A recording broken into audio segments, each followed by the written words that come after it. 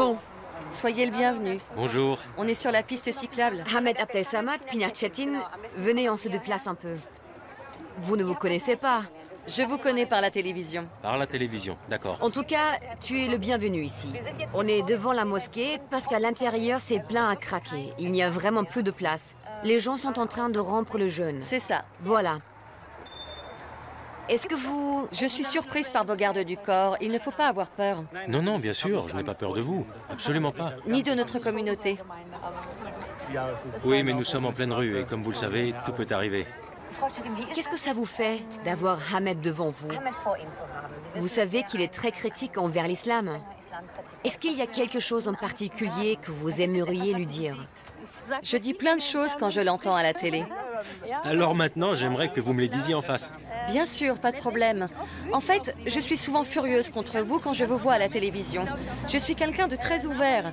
Et c'est pour ça que Nazan t'a invité à nous rejoindre. Mais je trouve vraiment dommage que les expériences que tu as faites dans ta vie avec des musulmans et que je déplore sincèrement, tu les projettes sur l'islam. Comme si c'était la faute de l'islam. Comme si l'islam était responsable des mauvaises actions des gens. Moi, je pense que notre religion est belle, pure, merveilleuse, mais que les gens peuvent commettre des erreurs. Nous sommes tous imparfaits. Certaines personnes sont même mauvaises. Mais cela n'a rien à voir avec la religion. Donc d'après vous, ma critique de l'islam est uniquement liée à mes mauvaises expériences, mes expériences personnelles. J'ai souvent l'impression que vous faites un amalgame. Non, j'ai écrit un livre sur le prophète, dans lequel je ne fais que rapporter des faits historiques, qui d'ailleurs sont mentionnés dans des livres islamiques. Quel est le rapport avec mon expérience personnelle ? Quand on s'intéresse de près à une personne dans l'intention de la critiquer, on finit toujours par trouver des choses qui déplaisent. Si en revanche, on aborde la chose de façon positive, dans l'intention d'apprendre à connaître cette personne objectivement et aussi d'apprendre à l'aimer, alors on trouve des choses qui permettent d'aimer cette personne. Mais pourquoi faudrait-il avoir une approche d'emblée positive? Vous, évidemment, en tant que musulmane pratiquante, je peux comprendre que vous abordiez la biographie du prophète de façon positive, puisque vous aimez le personnage. Mais moi, je veux garder une attitude neutre vis-à-vis de cette personne et rassembler des sources objectives. Je dois oublier que le Coran a été révélé par Dieu et le considérer comme un livre de nature humaine qui date du 7e siècle. Quand on lit en faisant abstraction du côté divin et de l'amour, on constate qu'il y a quand même quelques problèmes. Des problèmes avec les guerres, des problèmes avec le prophète.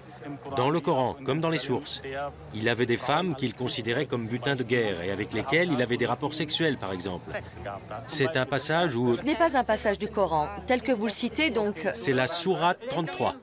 Je peux vous la montrer si... Ça ne sert à rien de discuter théologie, c'est pour une émission de télévision. Mais vous avez dit que ce n'était pas dans le Coran. Il n'est pas écrit qu'il les utilisait à des fins sexuelles et les considérait comme butin de guerre.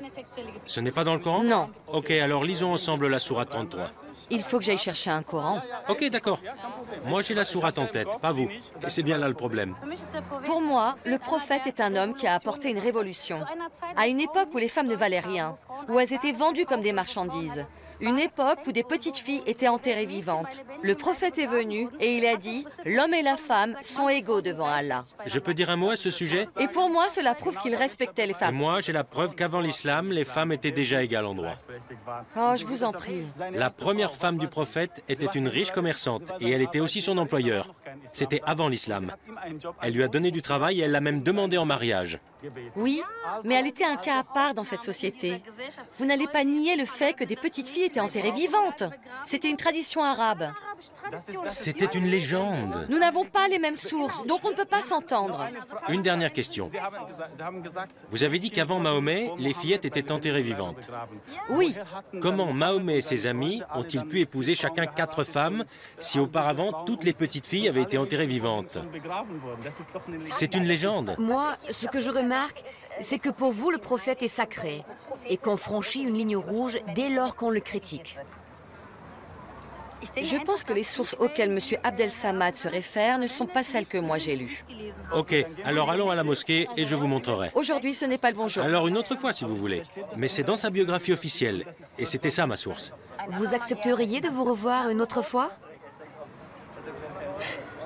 Pourquoi pas? On pourrait regarder ensemble. C'est dit.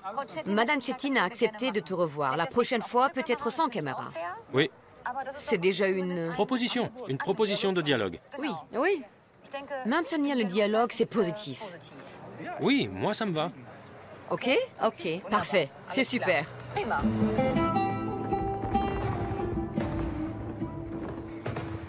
Le Coran comporte plus de 6000 versets.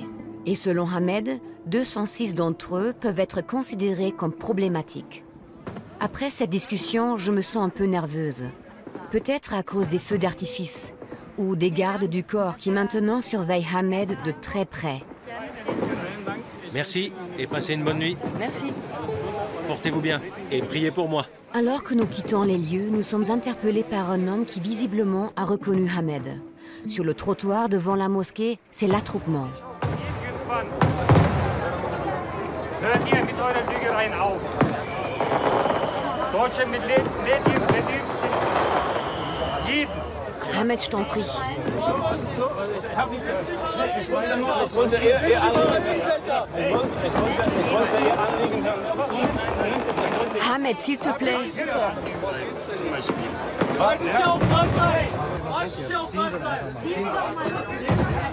Ahmed, viens.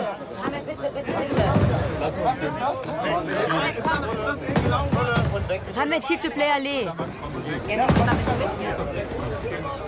Qu'est-ce qui se passe?